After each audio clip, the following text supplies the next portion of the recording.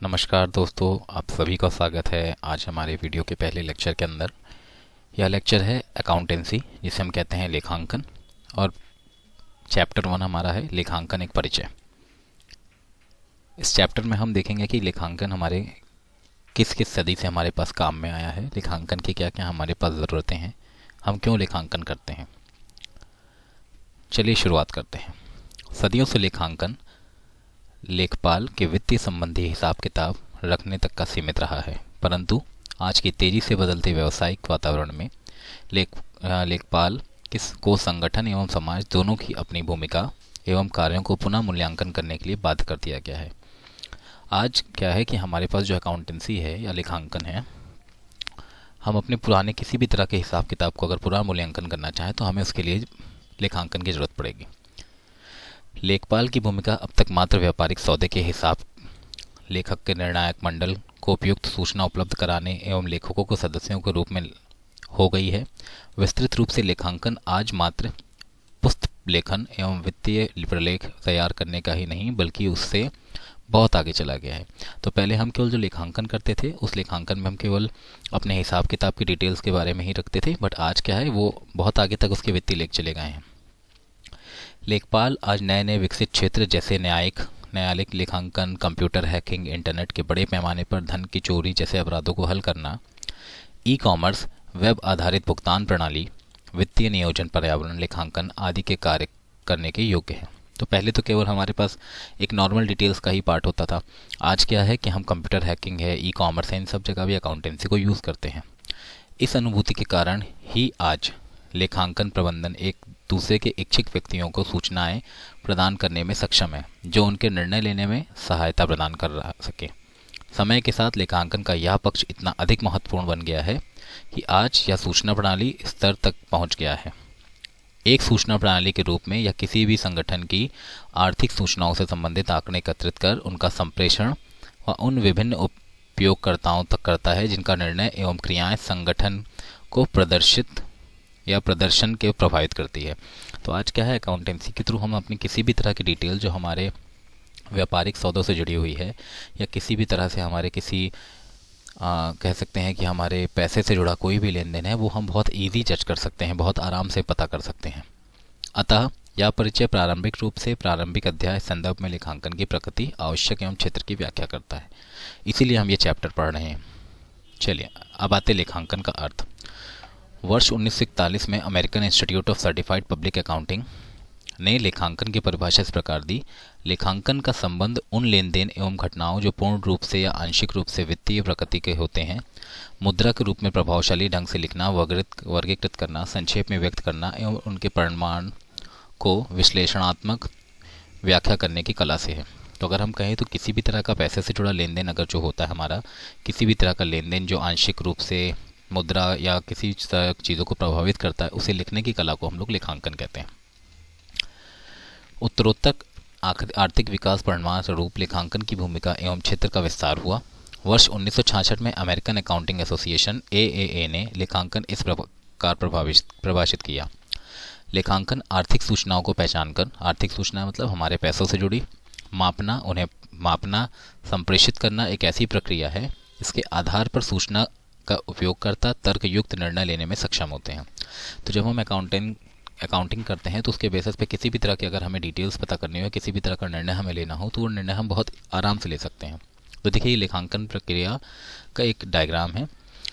लेखांकन प्रक्रिया जब हम करते हैं तो उसमें लेखांकन की सूचना का संप्रेषण करते हैं। वो सूचनाएं हमारे निर्णायक आंतरिक एवं बाह्य उपयोगकर्ताओं को दी जाती हैं, और आर्थिक घटनाएं जो कि हमारे लेखांकन में फिर से प्रतीक होती है। तो लेखांकन निर्णय का आर्थिक क्रियाओं तथा उनका निर्णय लेने का परिमाणों से जोड़ता है।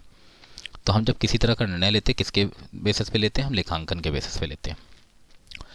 1970 में अकाउंटिंग प्रिंसिपल ऑफ AIPACP ने कहा कि लेखांकन का कार्य मुख्य रूप से आर्थिक इकाइयों के संबंध में ऐसे गुणात्मक सूचनाओं को उपलब्ध कराना है जो प्रमुख रूप से वित्तीय प्रकृति की हों और जो आर्थिक निर्णय लेने में उपयोगी हो।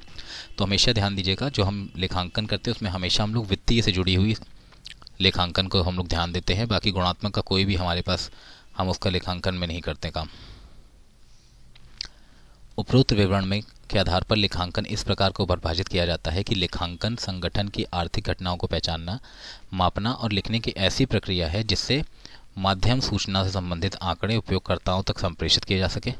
लेखांकन की प्रकृति को समझना हमारे परिभाषा के निम्नलिखित संबंधित पहलुओं को समझना आवश्यक है। तो अगर हम देखें तो उपरोक्त लेखांकन में हमारी जो परिभाषा है उस परिभाषा के बेसिस पे हम जो है अगर देखें तो हम केवल घटनाओं को पहचानते हैं, उसे मापते हैं और माप करके हम लिखते हैं उसे। तो ऐसी प्रक्रिया है जिसके बेसिस पे हम क्या करते हैं, किसी भी तरह का संप्रेषण, चाहे वो बाह्य हो चाहे वो आंतरिक हो, किसी भी तरह की अगर हमें इन्फॉर्मेशन देनी है इंटरनल या एक्सटर्नल मैनेजमेंट को, हम दोनों को दे सकते हैं। आर्थिक घटनाएं, तो हम क्या क्या पहचानेंगे, देखो आर्थिक घटनाएं पहचानेंगे, पहचानना, मापना, अभिलेखन, संप्रेषण करना, संगठन करना और सूचना से संबंधित उपयोगकर्ताओं करना।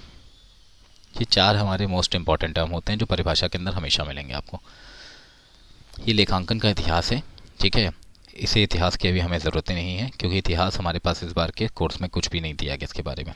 फिर आता है घटनाओं के बारे में हम देखते हैं। तो सबसे पहली घटना हमारी आर्थिक घटना है। व्यावसायिक संगठन का संबंधिक आर्थिक घटनाओं से होता है। आर्थिक घटनाओं से तात्पर्य किसी व्यावसायिक संगठन में होने वाले ऐसे आर्थिक लेन देन हैं जिसके परिणामों में मुद्रा को मापा जा सकता है। तो किसी भी तरह का अगर परिमाण जो मुद्रा से मापा जा सकता है वो हमारी आर्थिक घटना है। जैसे उदाहरण, मशीन का क्रय करना, उस स्थान पर निर्माण के लिए तैयार करना, एक ऐसी घटना जिसमें वित्तीय लेन देन को समाहित है। तो अगर हम मशीन खरीदते हैं या वहाँ कुछ कंस्ट्रक्शन करवाते हैं, ठीक है, मशीन का कोई आने जाने का किराया हो गया, ठीक है, मशीन की स्थापना हो गई, स्थापना स्थल को तैयार करना हो गया, स्थापना पर होने वाला व्यय हो गया, ये सारा हमारा किससे जुड़ा हुआ है, ये सारा हमारा आर्थिक घटनाएं हैं क्योंकि इसका सबका लेन देन किससे जुड़ा हुआ है, मुद्रा से जुड़ा हुआ है। मुद्रा मतलब पैसे से। किसी घटनाओं में संगठन एवं किसी बाहरी व्यक्ति के बीच लेन देन हो तो इसे वह घटना कहेंगे। इस प्रकार के लेन देन उदाहरण नीचे। तो किसी भी तरह के संगठन में ऐसी कोई घटना जिसका लेन देन किसी बाहर के व्यक्ति से हो तो वो हमारी घटना इस प्रकार। देखो, ग्राहकों को रीबॉक जूते का विक्रय, किसी ग्राहक को हमने रीबॉक का जूता दिया, बेचा। वीडियोकॉन लिमिटेड द्वारा अपने ग्राहकों को सेवा प्रदान करना। आपूर्तिकर्ताओं से माल को क्रय किया। मकान मालिक का मासिक किराए का भुगतान। आंतरिक घटनाओं में ऐसी वित्तीय घटना है जो पूर्ण रूप से उद्यम आंतरिक विभागों के बीच घटित है।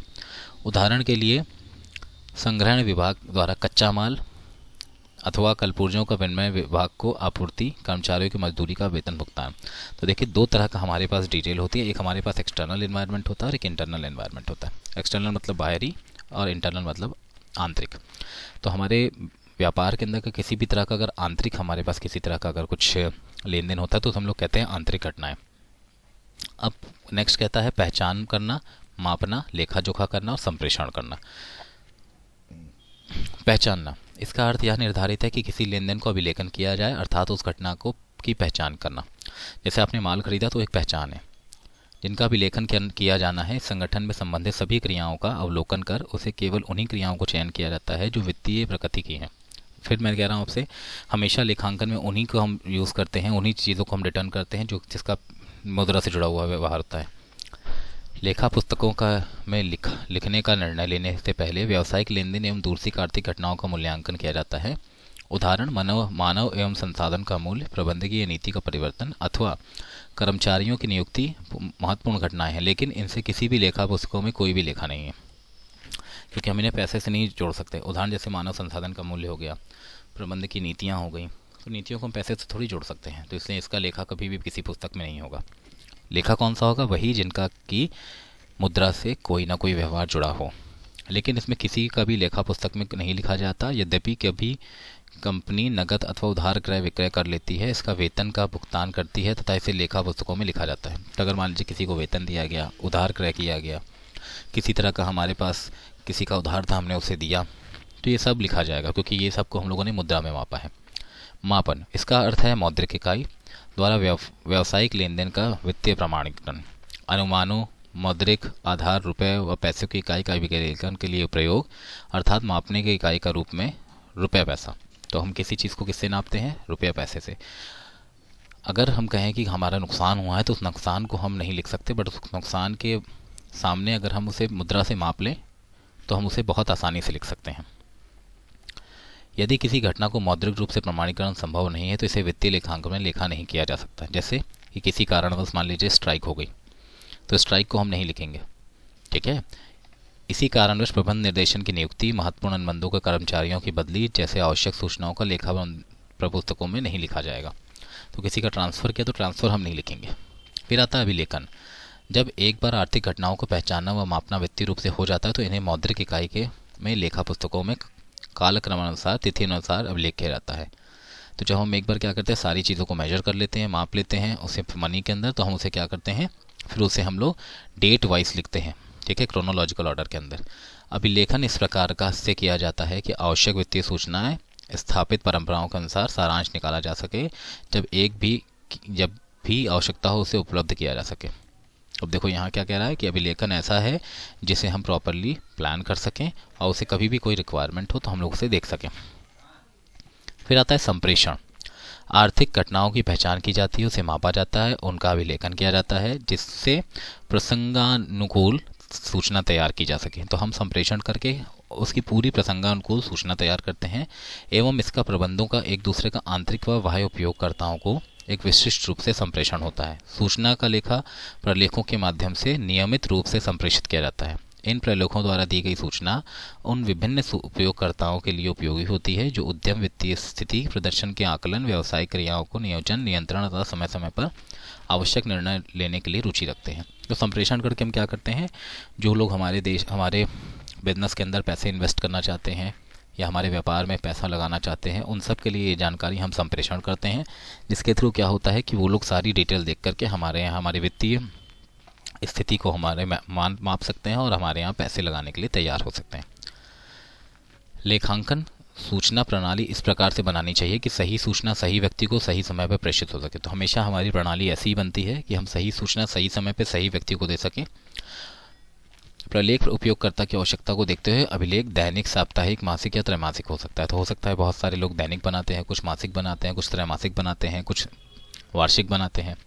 इस संप्रेषण प्रक्रिया का महत्वपूर्ण तत्व लेखपाल की योग्यता, उसके कार्य उपयुक्त सूचना को प्रस्तुतिकरण करता है। तो हम जितना अच्छा हमारा जो है लेखपाल होगा उतना ही ज़्यादा हमारा जो है वो अच्छे से हमारे लेखांकन का कार्य करेगा, उसको प्रस्तुत करेगा और हमें समय पे जिस चीज़ की ज़रूरत होगी वो चीज़ें हमें दे दी जाएंगी।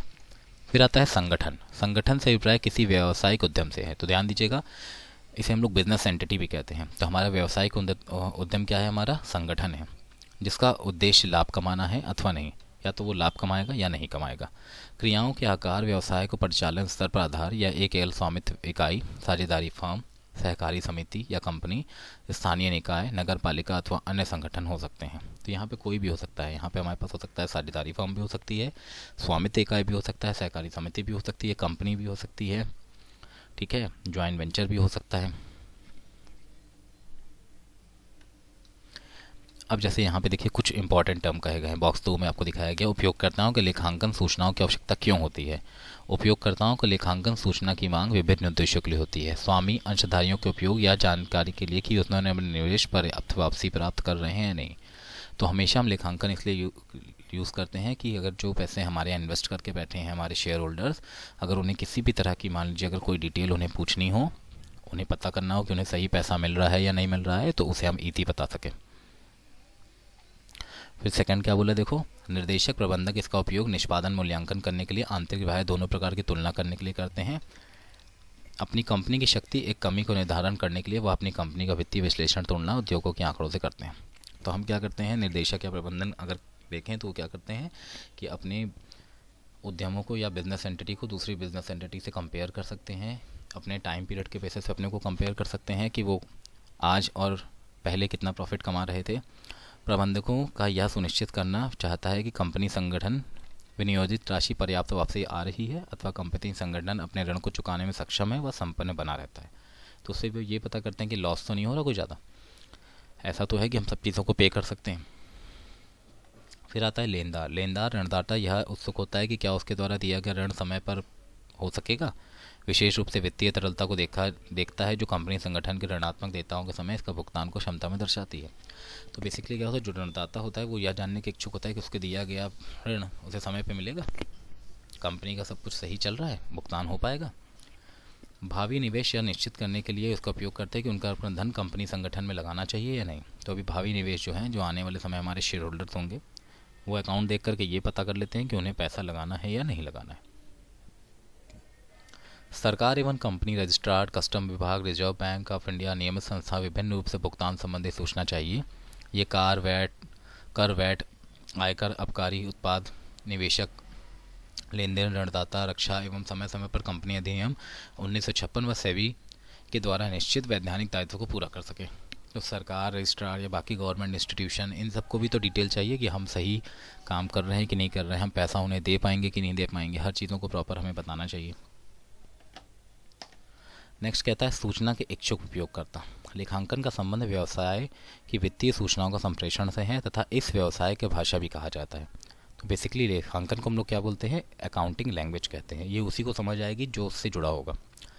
अनेक उपयोगकर्ताओं को महत्वपूर्ण निर्णय लेने के बाद वित्तीय सूचनाओं की आवश्यकता होती है। इन उपयोगकर्ताओं के दो वर्ग में बांटा गया है। देखो, जो हमारे पास उपयोगकर्ता है उन्हें दो भागों में हम लोगों ने, मैंने आपको बताया था ना, इंटरनल और एक्सटर्नल। तो एक आंतरिक उपयोगकर्ता होता है, दूसरा बाह्य उपयोगकर्ता होता है। आंतरिक उपयोगकर्ता में सम्मिलित देखो कौन कौन है, मुख्य कार्यकारी, वित्तीय प्राधिकारी, उपप्रधान, व्यवसायिक इकाई प्रबंध, संयंत्र प्रबंधक, स्टोर प्रबंधक, लाइन पर्यवेक्षक। बाह्य में कौन कौन है, वर्तमान एवं भावी निवेशक, शेयर धारक, लेनदार, बैंक, अन्य वित्तीय संस्थाएं, ऋण धारक, दूसरा ऋणदाता, कर अधिकारी, नियम एजेंसी, कंपनी मामलों में विभाग, कंपनी रजिस्टर्ड, भारतीय प्रतिभूति विनिमय बोर्ड, श्रम संगठन, व्यापारिक संगठन, स्टॉक एक्सचेंज, ग्राहक। ये सब हमारे किस में आते हैं, बाह्य में आते हैं। लेखांकन का मूल्य उद्देश्य निर्णय लेने के लिए उपयोग सूचनाओं को उपलब्ध कराना है या साध्य को प्राप्त करने का साधन है, और यह साध्य है निर्णय जैसे उपलब्ध सूचनाओं को सूचना की सहायता मिलती है। आप लेखांकन सूचनाओं के प्रकार, इसके उपयोगकर्ताओं के संबंध में इसे अध्याय में पढ़ते रहेंगे आगे। अब हम लोग आगे देखिएगा क्या बोल रहा है, लेखांकन एक सूचना का स्रोत के रूप में। तो लेखांकन एक सूचना के स्रोत में कैसे काम करता है, जैसे कि पहले चर्चा हो चुकी है कि लेखांकन की एक सूचना के स्रोत के रूप में है, परस्पर एक दूसरे की जुड़ी क्रियाओं को एक सुनिश्चित प्रक्रिया है जो लेन देन की पहचान से आरंभ होती है। यह वित्तीय विवरण का निर्माण से प्राप्त होता है। लेखांकन प्रक्रिया का प्रत्येक चरण में सूचना उत्पन्न होती है। सूचना का विकास अपने से साध्य है या सूचना विभिन्न उपयोगकर्ताओं में सूचना के प्रसार का माध्यम है। यह सूचना इच्छुक वर्ग के उचित निर्णय सहायक है होती है, इसलिए इसे सूचना को प्रसार लेखांकन अनिवार्य कार्य है।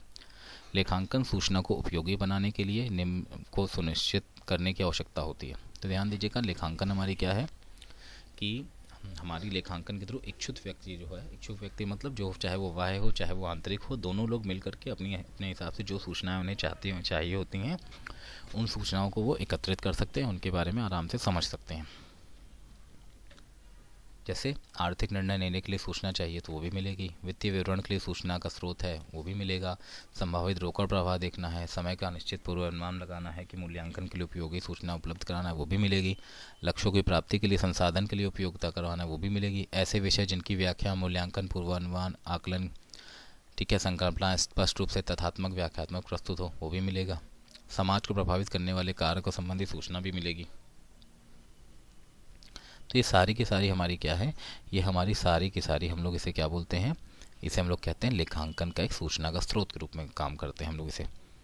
ठीक, अगला आते हैं हम लोग। अब अगला क्या बोल रहा है देखिए, लेखांकन सूचना के विकास में लेखाकार घटनाओं को, लेन देन को मापना, उनको प्रक्रिया के लिए अवलोकन है, जांच की पहचान करता है, उपयोगकर्ताओं का संप्रेषण लेखांकन सूचना से परिपूर्ण विवरण तैयार करता है, इस विवरण में प्रबंध व अन्य उपयोगकर्ता की व्याख्या करता है, अवकूटन करता है, उपयोग करता है, सुनिश्चित करता है कि सूचना निर्णय लेने के लिए प्रसंगित, पर्याप्त, विश्वसनीय है। लेखांकन सूचना का आंतरिक बाह्य उपयोगकर्ताएं हैं जो वित्तीय लेखांकन को लागत लेखांकन करता है। तो ध्यान दीजिएगा, हमेशा लेखांकन विकास का लेखाकार की घटनाओं को लेन देन में रखने का, मापने की एक प्रक्रिया है, क्योंकि इसके वजह से ही हमें हमारे व्यापार की सारी वित्तीय या लागत लेखांकन जैसी सारी चीज़ों के बारे में पता चलता है। तो लेखांकन को हम लोगों ने कुछ टुकड़ों में बांटा है। पहला, जैसे वित्तीय लेखांकन। वित्तीय लेखांकन वित्तीय लेन देनों को व्यवस्थित अभिलेख, वित्तीय विवरण को बनाने का प्रस्तुतिकरण में सहायता करता है। तो पैसे से जुड़ा लेन देन जो भी होगा वित्तीय लेखांकन होगा, इसे प्रॉपरली हम जो है क्या करते हैं, लिखते हैं, ठीक है, और अपने हितकारी सूचनाओं में से रखते हैं हमेशा। फिर आता है लागत लेखांकन। किसी तरह का अगर हम कुछ माल बनाते हैं तो उसमें लगने वाली लागत। लागत लेखांकन फर्म के द्वारा विभिन्न उत्पादों का विनिर्माण, प्रदत्त सेवाओं को लागत निर्धारण, व्यय को विश्लेषण, मूल्य को निर्धारण में सहायता प्राप्त करता है।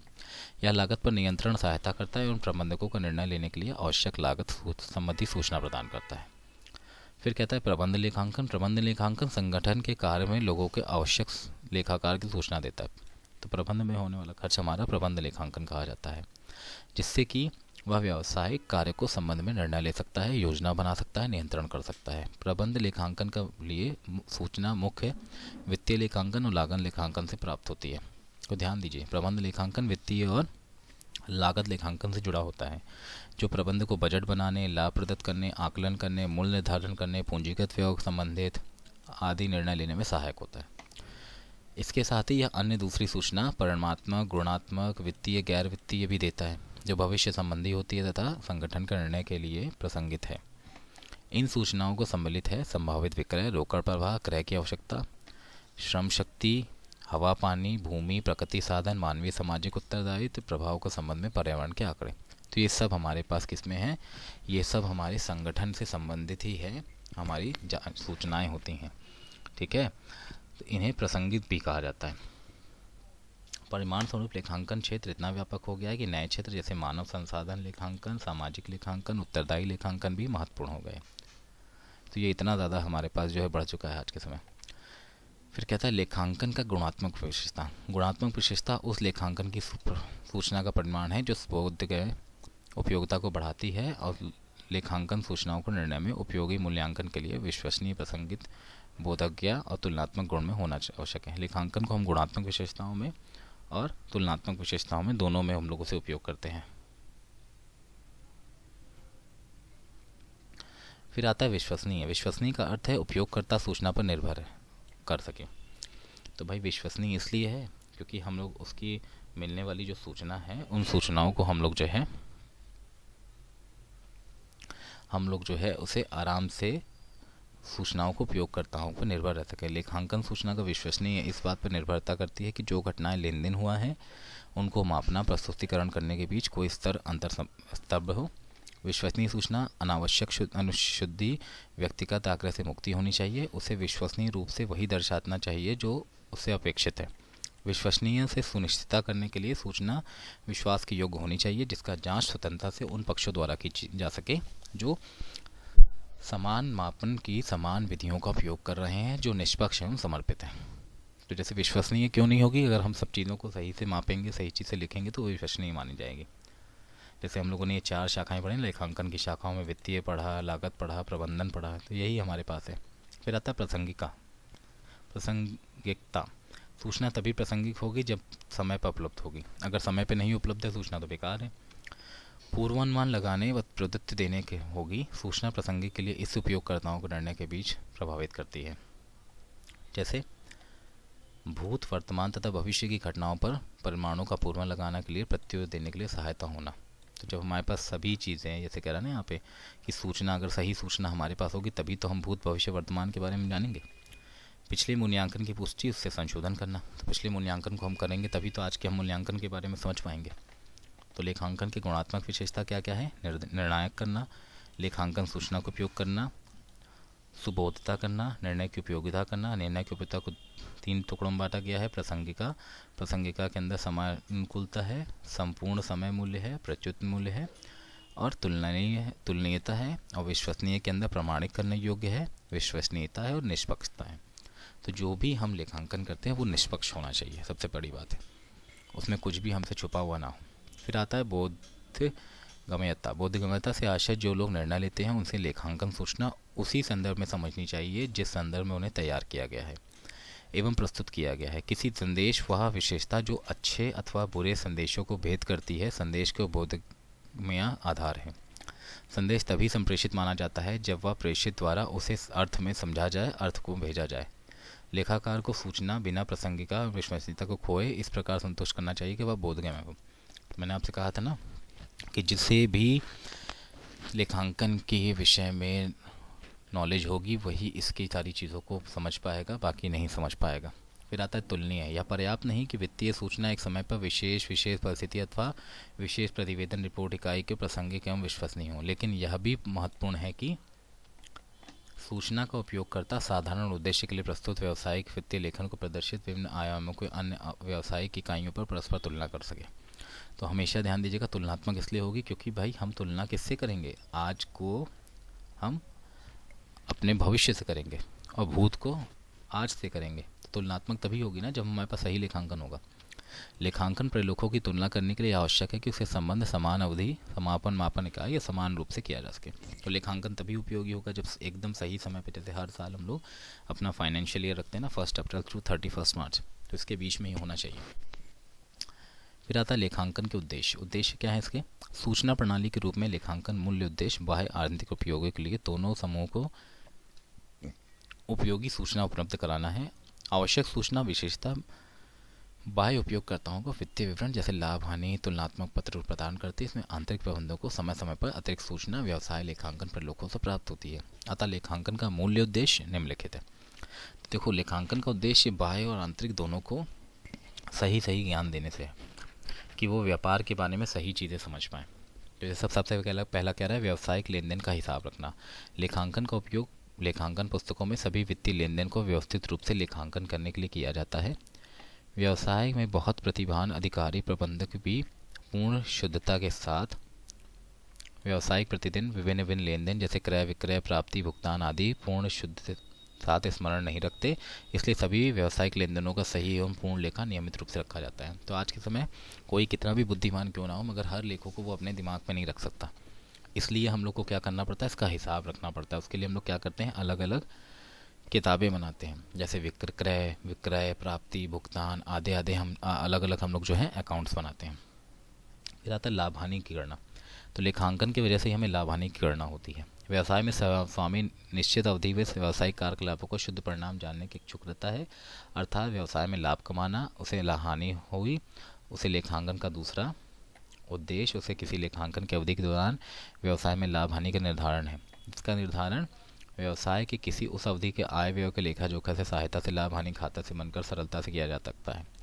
लाभ आगमन आय का व्यय अधिकतम प्रकट करता है। यदि किसी एक अवधि में कुल आगम 60,000 तथा कुल व्यय 5,40,000 है, तो लाभ 60,000 है, तो 6 लाख से 5,40,000 रुपये अगर आप घटाएंगे तो आपको मिलेगा 60,000 रुपये का आपको अंतर मिलेगा, जो कि हानि दर्शाएगा। अगर आपने बेचा ज़्यादा में और ख़रीदा कम में तो लाभ हुआ, अगर आपने ख़रीदा बेचा कम में और ख़रीदा ज़्यादा में तो हानि हुई है। फिर आता है वित्तीय स्थिति को प्रदर्शित करना। लेखांकन का उद्देश्य प्रत्येक लेखांकन अवधि के अंतर्गत परिसंपत्ति देताओं के रूप में वित्तीय स्थिति को निर्धारण करना है। किसी व्यवसाय की संगठन की संदर्भ विरुद्ध दावे को सही लेखा जोखा विवरण जैसे स्थिति में वस्तु स्थिति विवरण आपका उसकी तुलना पत्र कहते हैं। तो अगर हम लोग मान लीजिए कोई व्यापार कर रहे हैं, किसी ने हमारे ऊपर अगर मान लीजिए किसी तरह का दावा कर दिया, तो उस दावे से बचने के लिए हमें अपने लेखांकन का पूर्ण रूप उपयोग करना चाहिए। फिर कहता है उपयोगकर्ताओं को सूचना उपलब्ध कराना। लेखांकन प्रक्रिया जनित लेखांकन सूचना प्रतिवेदन विग्राफ चार्ट रूप में उन उपयोगकर्ताओं को संप्रेषित की जाती है जिन्हें विभिन्न निर्णय परिस्थितियों में आवश्यकता होती है। जैसे कि पहले बताया जा चुका है कि मुख्य उपयोगकर्ताओं के 2 समूह हैं। आंतरिक उपयोगकर्ता जिसमें मुख्य प्रबंधन होता है, वह नियोजन नियंत्रण निर्णय के लिए विक्रय लागत लाभप्रद आदि के लिए सूचना आवश्यक होती है, और वह है जिसे सूचना प्राप्त करके असीमित अधिकार योग्यता साधन तथा वित्तीय विवरण की तुलनात्मक लाभ हानि निर्भर करना होता है। तो उपयोगकर्ताओं को सूचना में एक आंतरिक उपयोगकर्ता हो गया, एक बाह्य हो गया। तो जैसे हमारे पास देखो कौन कौन इसमें रुचि रखता है, निवेशक एवं संभावित निवेशक रखते हैं, क्रम संघ के कर्मचारी समूह रखते हैं, ऋणदाता रखते हैं, वित्तीय कंपनी रखती हैं, आपूर्ति एवं लेनदार करते हैं, ग्राहक। ये सभी हमारे लेखा पे पूर्ण विश्वास से कार्य करते हैं। इनका मानना है कि इनकी रुचि इन सब में है, जिससे ये पता चलता रहे कि उन्हें हम सूचना सही उपलब्ध कराते हैं या नहीं। इसमें और देखो कौन कौन होता है, सरकार व अन्य नियमित होते हैं, सामाजिक उत्तरदायित्व समूह होते हैं, प्रतियोगी होते हैं, ठीक है, प्रतियोगी अपेक्षित शुद्ध शक्ति एवं तुलनात्मक चिन्ह के लिए होते हैं। तो जैसे मान लीजिए किसी 2 कंपनी के बीच के अंदर अगर हम किसी तरह का कंपटीशन लेते हैं तो वो कंपटीशन भी हमारे अकाउंटिंग के थ्रू ही दिखता है। फिर आता है लेखांकन की भूमिका। इसकी भूमिका क्या है, शताब्दी आर्थिक वैश्विक विकास में परिवर्तन का सामाजिक आवश्यकताओं की बड़ी मांग के साथ लेखांकन की भूमिका में परिवर्तन होते रहे, या किसी उद्यम के मापने वर्गीकरण का संक्षिप्तीकरण द्वारा उसका विश्लेषण वर्णित भी करता है। तो हम किसी भी उद्यम को मापना, उसका वर्गीकरण करना, उसका संक्षिप्तीकरण करना, ये सब हमारा क्या है, लेखांकन की भूमिका है। और इस विवरण का प्रतिवेदन के रूप में प्रस्तुत करता है, या विवरण प्रतिवेदन की संगठन की वित्तीय स्थिति संचालन परिमाण को दर्शाता है। इस व्यवसाय की भाषा कहते हैं। परिणात्मक वित्तीय सूचना प्रदान कर या सेवा कार्य भी करता है। उपयोगकर्ताओं को अनेक प्रकार की सहायता देता है। एक सूचना प्रणाली के रूप में लेखांकन का एक संगठन विभिन्न प्रकार की सूचना एकत्रित करता है, रुचि रखने वाले विभिन्न पक्षों को संप्रेषित करता है। तो लेखांकन क्या करता है, जिन्हें जिस तरह की जानकारी चाहिए होती है व्यापार से जुड़ी, उन सबको भूतकाल, भविष्यकाल और वर्तमान की जानकारी के बारे में हम लेखांकन हमारा सबसे ज़्यादा उपयोगी होता है। यह गुणात्मक गैर वित्तीय सूचना प्रदान नहीं करती। लेखांकन सूचना का उपयोग करते हुए लेखांकन की इन सीमाओं को ध्यान रखना आवश्यक है। ठीक है, अब जैसे यहाँ देखिए ऊपर बाकी दो बॉक्स से प्रैक्टिस बॉक्स हैं वो सब। ठीक है, भूमिका यहाँ पे जैसे कह रहा है बॉक्स 4 में, तो एक भाषा के रूप में हो जो सब समझ सके, एक ऐतिहासिक लेखा हो। ठीक है, व्यापार के वित्तीय सौदों को क्रमानुसार लिखा जाएगा तो ऐतिहासिक माना जाएगा। एक सूचना तंत्र हो, ऐसी प्रक्रिया माना जाए जो संप्रेषण मार्ग द्वारा सूचना हो सकती है। और एक वस्तु जिसमें विशेष सूचना को एक ऐसी सेवा माना जाए जो समाज की मांग लेखाकार को उपलब्ध कराने के लिए इच्छुक व सक्षम भी हो। फिर कहता है लेखांकन के आधारभूत परिभाषित शब्द। कुछ शब्द होते हैं जो लेखांकन में बहुत ज़रूरी हैं, जिनके बिना लेखांकन नहीं हो सकता है। सबसे पहला हमारे पास है इकाई। यह इकाई का अभिप्राय ऐसी वस्तु से है जिनका एक निश्चित अस्तित्व है। व्यावसायिक इकाई से अभिप्राय विशेष रूप से पहचान किए गए व्यावसायिक उद्यम से है, जैसे सुपर बाजार, हायर ज्वेलर, आईटीसी लिमिटेड आदि।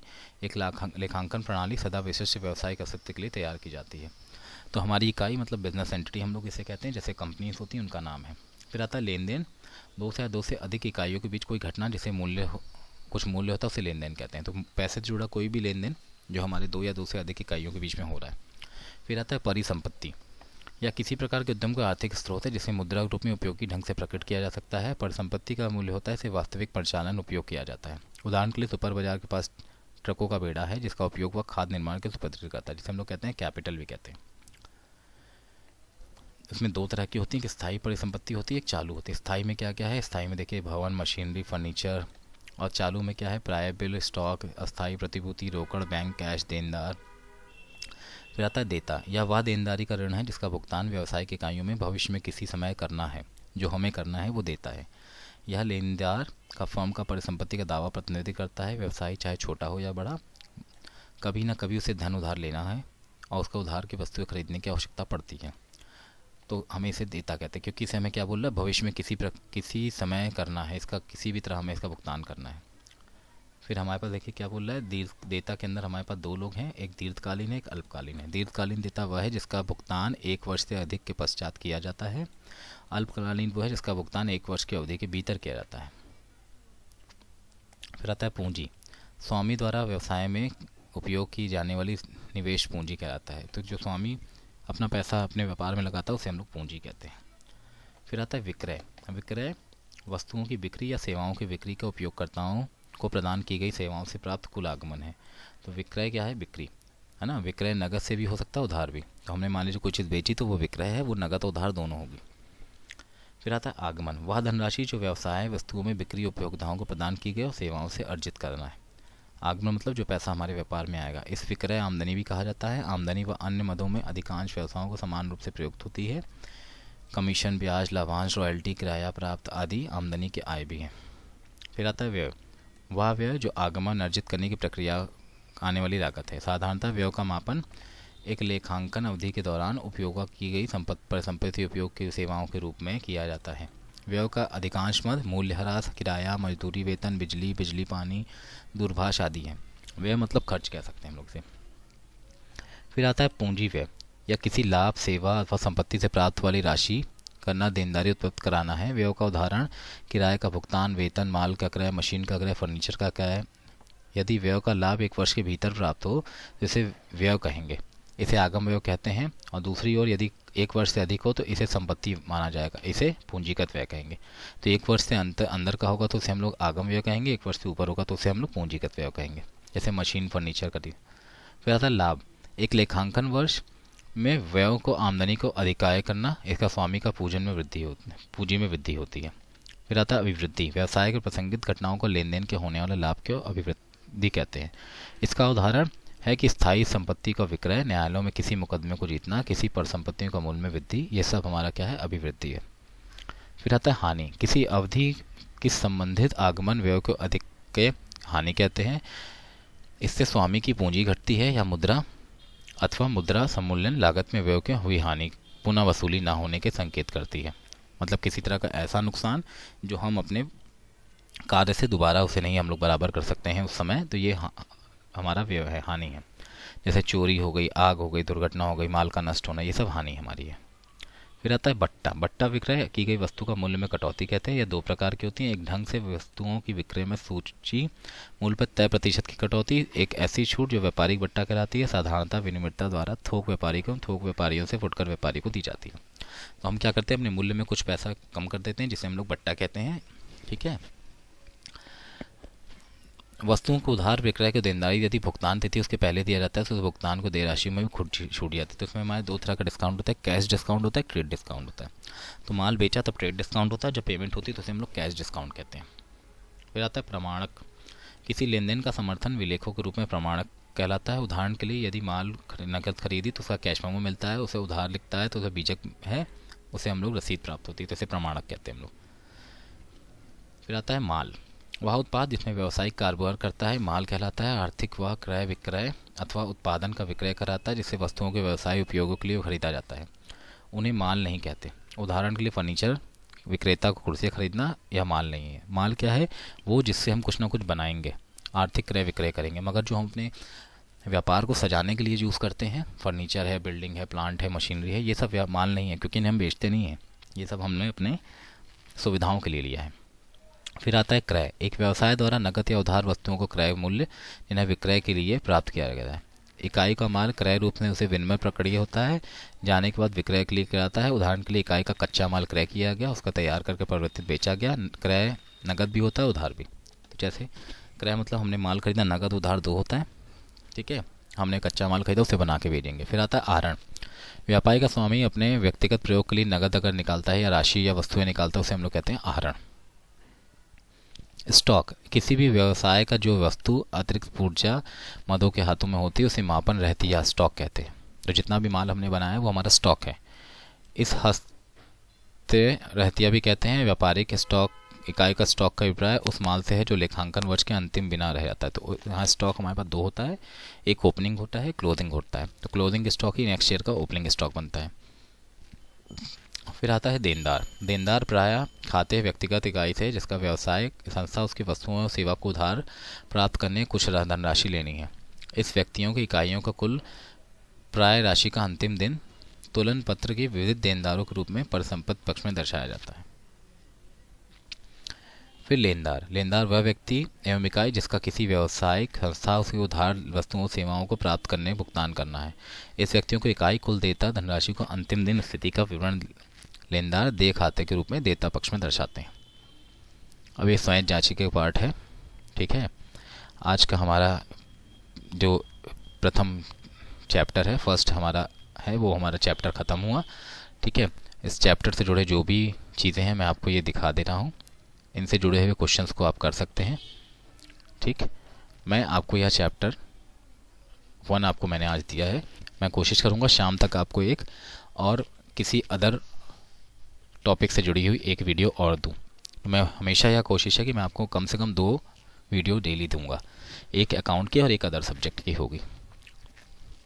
अगर आपको यह वीडियो पसंद आए या आपको लगे कि यह उपयोगी है तो कृपया करके आप किसी भी ग्रुप में अपने दोस्तों को या किसी व्हाट्सएप में, किसी इंस्टाग्राम पे ज़रूर इसे आप शेयर करें, जिससे कि ज़्यादा से ज़्यादा लोग इसे देखें और अपने ज्ञान को बढ़ा सके और हम आने वाले टीजीटी पीजीटी के अंदर अच्छे से अच्छे मार्क्स को ले सकें। ठीक है, उम्मीद करूँगा कि आप सबको यह वीडियो बहुत पसंद आया होगा और इसे लाइक करिए, शेयर करिए और कमेंट करिए। धन्यवाद। आपका दिन शुभ और मंगलमय हो।